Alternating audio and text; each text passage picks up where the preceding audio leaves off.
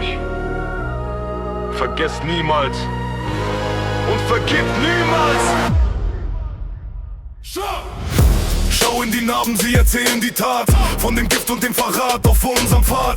Haltet Abstand, bleibt wach, bleibt allein. Lasst ihr falsches Wort niemals in euch rein. Sie kamen mit Lügen, mit dem Schwert in der Hand. Sie wollten uns löschen, unser Erbe, unser Land. Doch wir stehen noch hier wie ein Fels in der Schlacht, während ihr falscher Glaube nur Elend gebracht.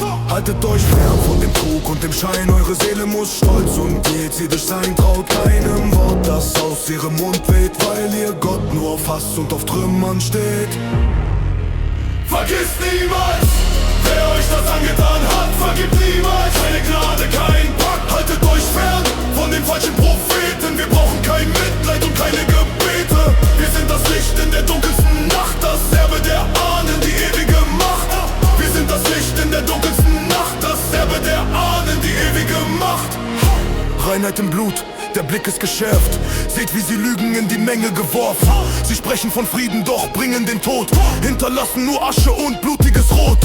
Bleibt unter euch, wart die heilige Spur. Wir folgen der Wahrheit und unserer Natur. Vergesst nicht die Tränen, vergesst nicht den Schrei. Nur wer sich distanziert, bleibt im Inneren frei. Sie kamen im Namen von Schatten und Wahn.